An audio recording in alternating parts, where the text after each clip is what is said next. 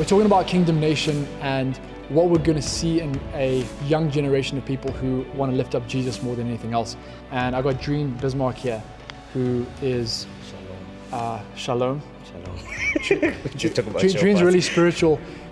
He really does have a lot of things to say about the church and to the church. But Drene, I just love the friendship that we have, and the fact that you make me laugh at all our meetings, and and that you're part of something that's really cool. You didn't have to come back to the nation, but you are back in the nation, and you're serving like I've never seen someone serve. I mean, you're behind the scenes all the time. What excites you about this season in Zimbabwe right now? Well, what excites me about Zimbabwe is just the possibilities. The old saying, there's nowhere to go but up. I mean, we've been bottom. You know, we've been bottom for a while. For a while. We've had some good seasons, but it's just the hopefulness. You know, when you travel the world, as I've been privileged to do, you kind of see what we could become, and even more. So it's just it's the hopefulness, and you get like what's going on right now is the uncertainty. But that's just the age we live in, where people have to be informed. You know, people want to know it all, kind of like not, and even in a gossipy way, they have to know everything about every story before they can feel secure in something. But that's the thing about living in this environment in Zimbabwe is it is a, I don't even want to call it a walk by faith. I think it's now living that, like you made a promise to us, and yeah, this is the season for it. And God, we want to take you at your word. There's been so many prophecies over the nation. Yep. But I've struggled with like sometimes not even feeling like I am Zimbabwean. You were in the States for a while. I lived there 11 years. You lived there, was it 11 years? 11 years. Wow.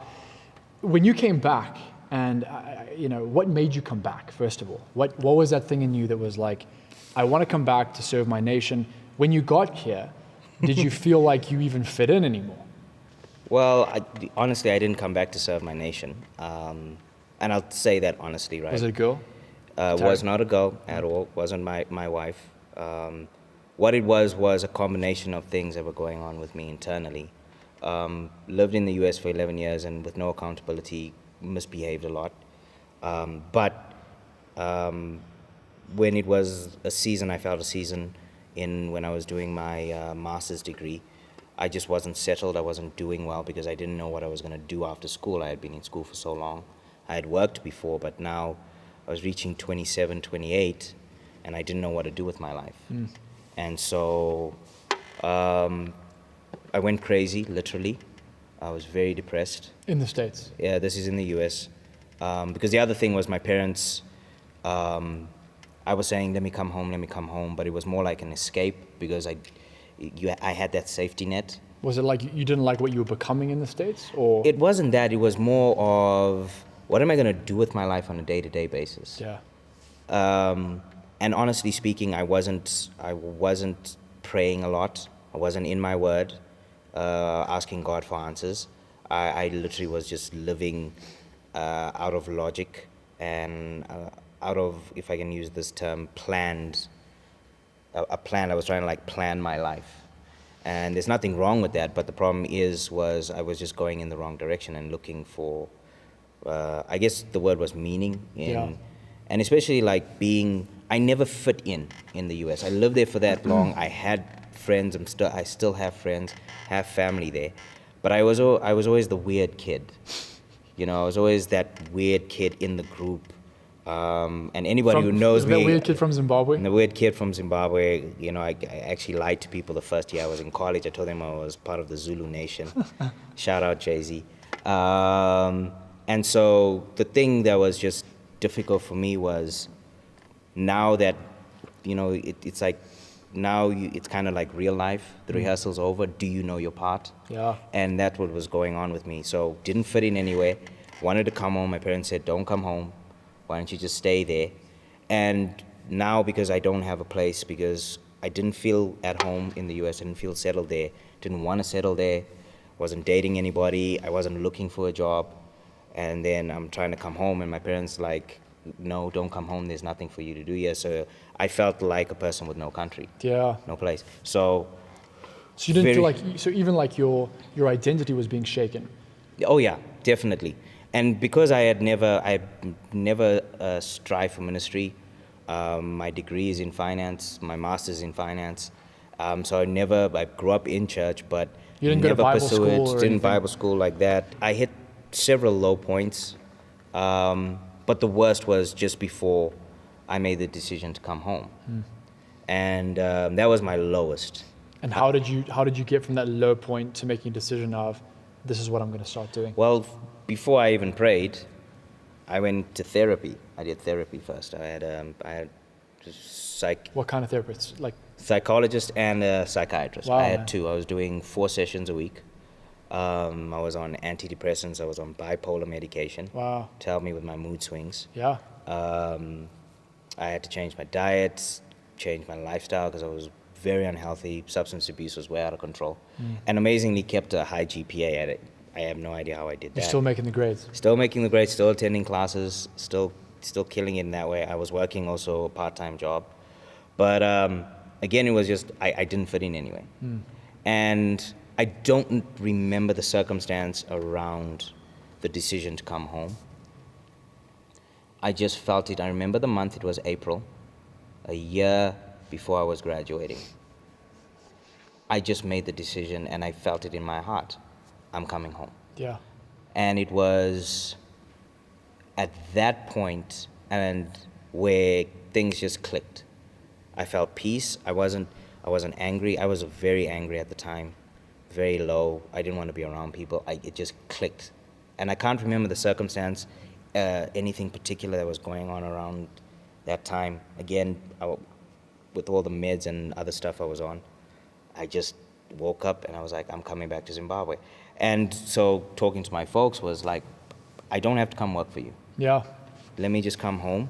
It was your own decision. It wasn't based on ministry. Yeah, and it was, let me come home because I want to come home. I just want to make my life there.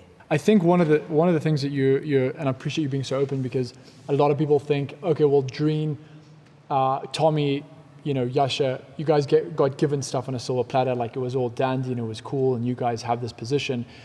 I just remember in my life, a lot of people don't know, I went through this 2-year period where I was on drugs and I was suicidal. Yeah. And so every day I'd be popping these pills because I had a skin disease. And I was only supposed to be on these pills for like 3 months, but I got like addicted. And it was like, I had to have it because it kept my sanity together.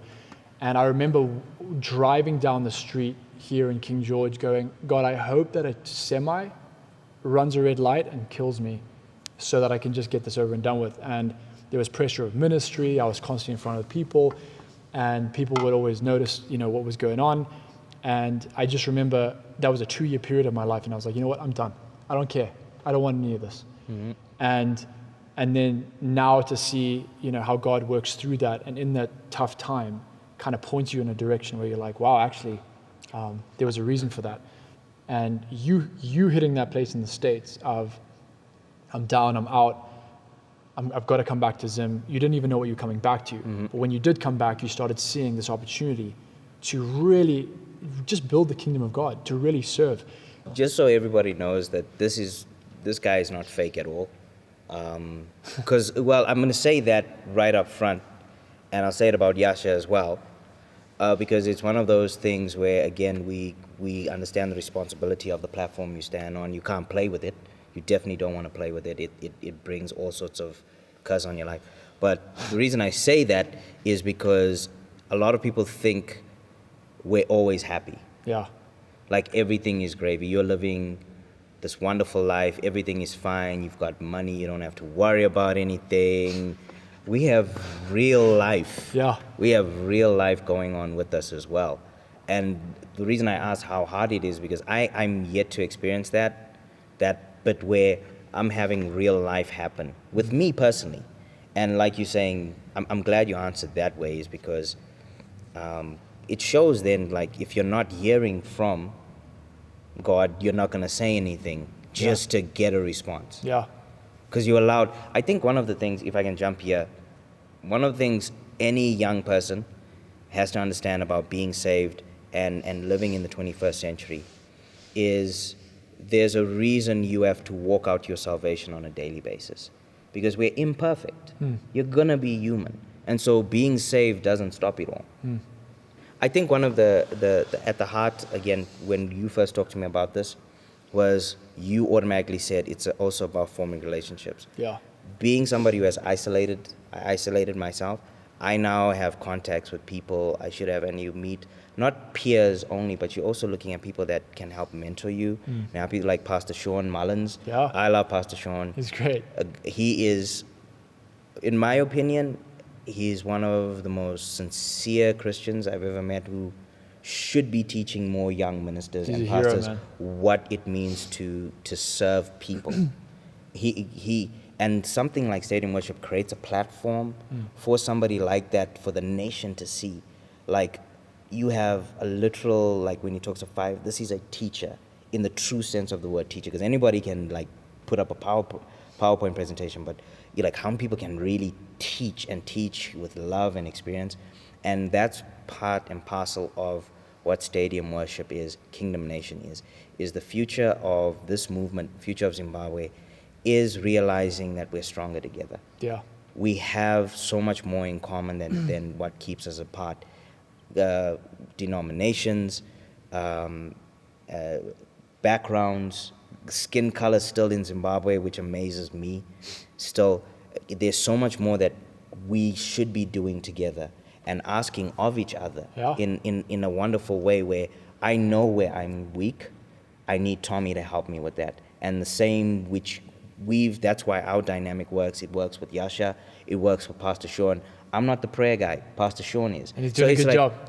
Wonderful job with Pastor Ray. Yeah. And it's just one of those things where this thing is, everybody's being allowed to function in their gift with no agenda, just other than seeing God be lifted up, Jesus be lifted up, and this thing be a success and an example of a platform for more collaboration on that level. Even leading up to this, on the 26th of May, we have people from all over Coming. with one voice. It's one night, one nation, one name, and everything is about lifting up the King of Kings. So we've got all this political stuff happening. So many different names that are coming up in the political world, but really there's a king that reigns over all of them. Well, and we want to see that king put in his rightful place. What I want from the 26th of May may not necessarily be for the night. I want a great event. I want an outpouring. You definitely want that, but I want more collaboration after. I want to see churches help each other. If you believe the statistics and every person in Zimbabwe got saved, it's not a competition. You don't necessarily have to have a church. You know, if everybody's saved, there's not enough churches for the number of people we have in Zimbabwe. And we're talking about really saved. Yeah, especially they go on fire. So it's one of those things where it's not a competition. And and so the collaboration on that level is also helping each other through our daily lives. I want to see that.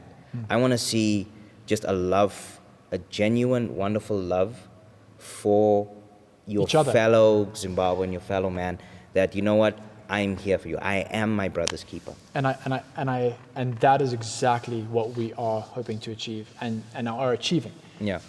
Someone asked me the last time, so what happened after the event? And I was like, so much. Prayer meetings. We've been praying together. We've been going to different churches together. I've been learning from you. We've been learning from each other. And so this is not about an event. This is about a lifestyle of community and a lifestyle of unity within the different churches. Yeah, definitely. And that's what Kingdom Nation is about. You look good in your shirt too, by the way. They gave me the extra large. They're trying to make a statement. It's okay. I'm trying. Yeah. But no, listen, Drene, dude, I love you, bro. You know that. You too, man. And I'm gonna take you croc hunting one of these days, just to get you out. And but Stadium Worship on the 26th of May. We're going to continue this conversation. We're going to continue things when it comes to unity, when it comes to working together, and appreciate just who you are and who you guys represent. And also, just for everybody, please, it's not just about the 26th of May. There's information out there about how you can sign up to participate. Yeah. Please bring your gifts. You might not be able to sing. I can't sing. I can't play an instrument. but I'm going to be carrying cables, doing setup. I'm going to be helping with even tissues when there's tears flowing. There's all ways you can participate, and there's also prayer meetings happening every Thursday till this event happens. At different locations. At different locations. On the Facebook page, please look at the Facebook page, social media pages, and get the word out. This platform again is for the young people, and we're not talking about you, auntie, who's gonna be forever young. We're talking about for youth, that we've created this platform for people to come and participate, so you can just have the freedom to worship, to praise God, and to meet, other people and see what they're doing. Yeah, absolutely. And if you like these shirts, they're $5, and it's basically just a message. I get the yellow one. I don't know. I get the yellow one. Yellow one. Yeah. Drene, love you, man. Love you Thanks too, for being man. here, bro. Okay. Cool.